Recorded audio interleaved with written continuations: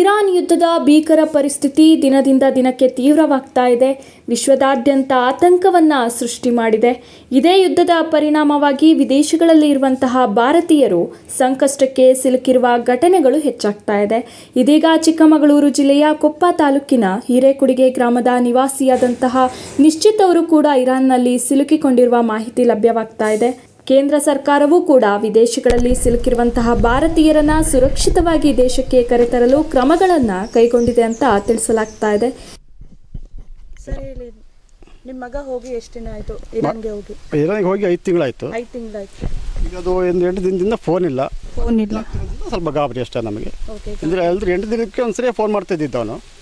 ಅದ್ರೀಗ ಇದಾಗ್ತಿದೆಯಲ್ಲ ಅಂತ ಒಂಚೂರು ಗಾಬರಿ ಅಷ್ಟೇ, ಬಿಟ್ಟು ಬೇರೆ ಏನಿಲ್ಲ. ಓಕೆ, ನಿಮಗೆ ಸರ್ಕಾರದಿಂದ ಏನಾದರೂ ಅಪ್ಡೇಟ್ ಸಿಗ್ತಾ ಇದೆಯಾ? ಇಲ್ಲ, ಅದೇನು ಸಿಕ್ಕಿಲ್ಲ. ಇಲ್ಲ. ಯಾರನ್ನಾದ್ರೂ ಕಾಂಟ್ಯಾಕ್ಟ್ ಮಾಡಿದ್ದೀರಾ ನೀವು? ಯಾರದು ಮಾಡಿಲ್ಲ, ಇದುವರೆಗೂ ಮಾಡಿಲ್ಲ. ಓಕೆ, ಇದ್ರ ಬಗ್ಗೆ ಏನು ಮಾಹಿತಿ ಕೊಡ್ತಾ ಇದ್ದೀರಾ ನೀವು?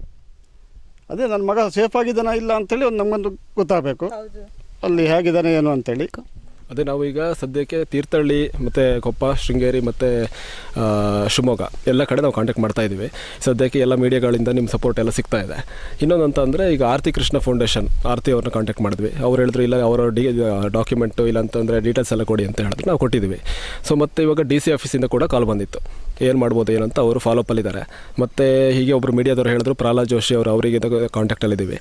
ಮುಂದಿಂದು ಯಾವ ಥರ ಅಂತ ನಾವು ಚೆಕ್ ಮಾಡಿ ಹೇಳ್ತೀವಿ ಅಂತ ಹೇಳ್ತಿದ್ದಾರೆ. ನಮ್ಮ ಫೈನಲ್ ಅಪ್ಡೇಟ್ ಏನು? ಕುವೈಟ್ಗೆ ಹೋಗಬೇಕು ಅಂತೇಳಿ ಯಾವಾಗ ಹೇಳಿದ್ರಿ ಸರ್? ನಿಮಗೆ ಏನಾದರೂ ಮಾಹಿತಿ ಸಿಗ್ತಾ ಇತ್ತು? ದಿನ ಒಂದು 12ವರೆಗೆ ಟೈಮಿಗೆ ಫೋನ್ ಮಾಡಿದ ನನಗೆ. ನಾವು ಇವತ್ತು ಕುವೈಟಿಗೆ ಹೊರಡ್ತೀವಿ, ಪಾಪ ನಾಳೆ ಹೊರಡ್ತೀವಿ ಅಂತ ಹೇಳಿದ್ದಾನೆ. ಅಷ್ಟೇ ಬಿಟ್ಟರೆ ಅದೇ ಲಾಸ್ಟ್ ಕಾಲ್. ಮಾರನೇ ದಿನದಿಂದ ಯುದ್ಧ ಶುರು ಆಗಿದೆ, ಅವತ್ತಿಂದ ಫೋನ್ ಇಲ್ಲ.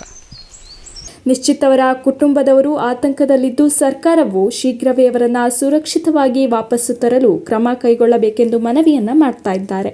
ಒಟ್ಟಾರೆ ಇರಾನ್ ಯುದ್ಧದ ಪರಿಣಾಮ ಕರ್ನಾಟಕಕ್ಕೂ ತಲುಪಿದ್ದು ಕೊಪ್ಪ ತಾಲೂಕಿನ ಯುವಕ ಸಿಲುಕಿರುವ ಘಟನೆ ಜನರಲ್ಲಿ ಮತ್ತಷ್ಟು ಆತಂಕವನ್ನು ಮೂಡಿಸಿದೆ.